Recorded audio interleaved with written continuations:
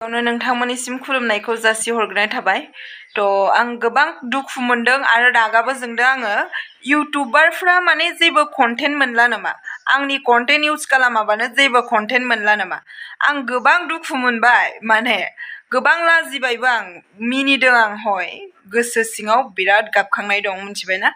सोरबा सासे गोरोन्थि जाबाय, बे गोरोन्थिखौ बारे बारे रिपिट ससियेल मिडियायाव भाइरेल खालामनानै नोंथांमोना मा गोजोननाय मोनदों? नोंथांमोना भिउस मोनदों, हय भिउस मोननानै आर्निं खामायनो हागोन, बेखौ आं बुजियो। इउटुबारफोरनोल' कन्टेन्टल'सो नांगौ ना, जेबो नङा।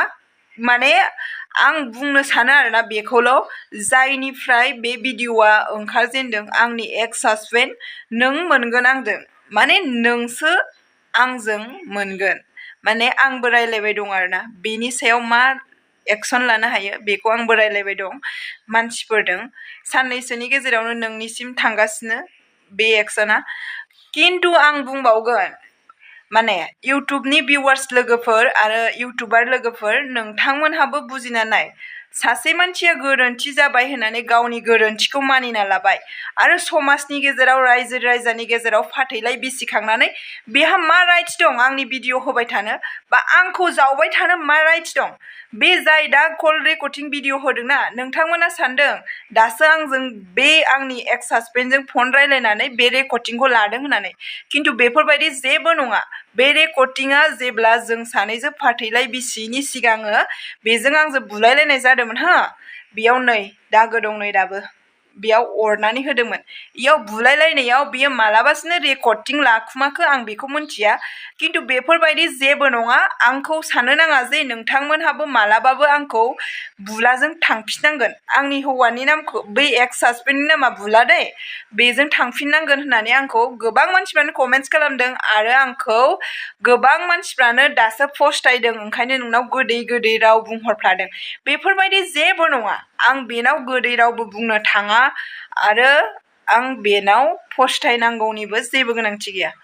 आं थांनानै थासान्दियाव, आंनि आखाइ फारनै, आथिं फारनै, मेगन थासान्दियाव आं हौवा लायाबाबो थांनानै थागोन, आरो लायोबाबो बे आंनि गोसो, बे आंनिसो खोथा, आंनिसो लाइफ, आंनिसो जिन्दगि।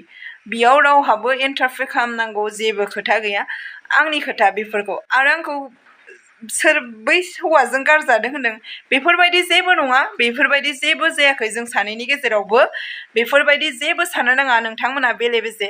आं मोनसेल' रिकुवेस्ट खालामनो सानो इउटुबार लोगोफोरखौ, जाहाथे नोंथांमोनहा आंनि भिडिअ'खौ बेफोरबायदि इउटुबाव मोनसे कमेन्टस गाज्रिनि थाखाय आंनि थाम्बनेल होनानै, आंनि बाथ्रा रायलायनानै रिपिट भिडिअ दा बानायसै, माने स्टप खालामदो। ससियेल मिडियायाव उन्दै गेदेर बयबो नायो। दिनै आंनि केरेक्टारखौ नुनानै गुबुना सोलोंदोंसो, बै उन्दैया सोलोंदोंसो, बा बै गेदेरा सोलोंगोनसो। आं आन्दोआवसो गाज्रि जादोंमोन, ससियेल मिडियानि गेजेराव आं गाज्रि जायाखैमोन। बेखौ नोंथांमोनाबो बुजिना नायनानै ससियेल मिडियायाव आंनि बिखय, आंनि थाखाय बेफोरबायदि, आं बेसे गिदिर मानसि आंलाय, आंनि थाखाय एसेबां जे नोंथांमोना ससियेल मिडियाखौ इमान गरम खालामबाय दं जे, मा आंखौ बिराद गिदिर मालदार बा MLA सासे माबा मोनना लाखो नामाखो? जेन'बा आंनि कन्टेन्ट इउज खालाम आंनि भिडिअ होबाय थानो। स्टप खालामदो प्लिज। नोंथांमोननिसिम आं बारे रिकुवेस्ट खालामो, थांनानै थानो थाखाय आंखौबो लामा होदो। आंबो थांना थानो, जिउआव गावनि लाइफखौ जालांनो गोसो।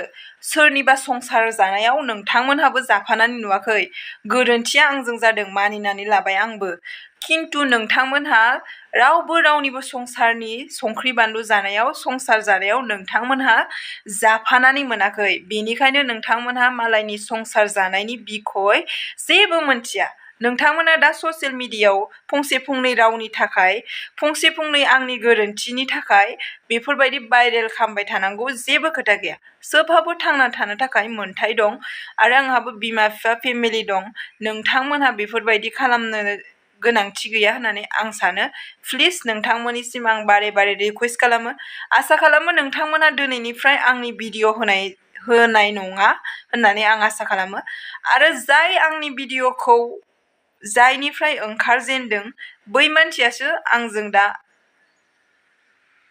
मोनगोन आरोना बेनि फिथाइखौ, जे आंखौ ससियेल मिडियायाव भाइरेल खालामनायनि थाखाय मा फिथाइ मोनो दिनै सासे मोजां हौवा मोजां मानसिबा आं गारनानै फैखांबाय गारनानै फैनाय मानसिखौ फुथुला बानायनानै अजा गिदिं गिदिं आंखौ फुथुला बानायनानै आंनि गाननाय जोमनाय नमुना बानायनानै सावनांगौ मा दरखार सासे गाज्रि मानसियासो सोरबा सासे मानसिखौ बिदि खालामोना बै मोजां मानसिना साननानै नाय नोंथांमोनहाबो मालाबाबो खावाङा फारसेजोंल' गाबा गोरोन्थिया जादों आंजों सोरखौबा मोजां मोननायनि थाखाय खिन्थु मोजां मोननायाबो माखासे गोरोन्थि थायो दिनै आंनि संसारानो गोजोन नङाबा बै संसारखौ आं बोरै जानो हालायखो नोंथांमोना बुजिनानै नाय आरो आंनि बेफोरबायदि ससियेल मिडियायाव भाइरेल खालामबाय थानाङा आरो आंनि कन्टेन्ट इउज खालामनाङा नोंथांमोनहाबो खुद गावबागाव टेलेन्टजों गावबागावनि मोनसे कन्टेन्ट बानायनानै भिडिअ आपल'ड हो ससियेल मिडियायाव बयहाबो एक्टिभ थानो लुगैयो आंबो बुजियो आंबो ससियेल मिडियायाव एक्टिभ थानो लुगैयोमोन खिन्थु दिनै आंहा जेबो गैला आरोना गावनि संसार गावनो सेफायबाय होननाय आरोना माने आं गुबुनफोरबायदि नङा गावनि गोरोन्थिखौ गावनि दायखौ सिखोमानानै मालायखौल' दाय होबाय थाग्रा आं मानसि नङा मिथिबायना लोगोफोर आंनि गोसोआ साफा आंनि गोसोआ सादा सिदा होननानै आं बुंनानै लानो हायो गोरोन्थिया आंहा जादों बेखौबो आं बुंनानै लायो खिन्थु माने बेनावबो गोरोन्थि दं 100% गोरोन्थिया फुलाव फुल बेनाव दं आरोना बेनिखायनो आं सानो नोंथांमोनहा आंनि भिडिअ इउज खालामनाङा प्लिज नोंथांमोननिसिम आरो खनसे रिकुवेस्ट दिनैनिफ्राय आंनि थाखाय रावहाबो गावबागावनि मेलेम मोजां दिमाग मोजां केरेक्टार मोजांखौ आंनि भिडिअ आंनि आखल गाज्रि बैफोर भाइरेल भिडिअ बैफोर भाइरेल खालामजानाय भिडिअफोरखौ नायनानै सोलोंनाङा प्लिज रिकुवेस्ट खालामो मोजां जानानै मोजां गावबागावनि हौवा हिन्जाव फिसा फिसौखौ अनलायनानै जानो सोलों आंथ' गाज्रि मानसियाव सिनायथि मोनखाबाय जिहेतु बेनिखायनो आं आसा खालामो नोंथांमोना आं बायदि दाजा आं बायदि जानाङा आरो आं फस्थायाखै फस्थायग्राबो नङा थैनानै थांब्लाबो आं थांफिना बा बै हौवाखौ आं लाफिना होननानै आं आसि बहायनानै होनो हायो आरोना नोंथांमोननि सिगाङाव बिदिबा लोगोफोर बाय बाय आरो आसा खालामो नोंथांमोनहा आंखौ गोरोन्थि दाबुजि बुंनायनि थाखाय आं आसा खालामो आंखौबो थांनानै थानो थाखाय नोंथांमोना लामा होगोन आरो बेफोरबायदि जेबो कन्ट्रभार्सि खालामबाय थानाङा उन्दै गेदेर इउटुबखौ बयबो नायो कन्ट्रभार्सि खालामनायखौ बन्द' खालाम आसा खालामबाय आं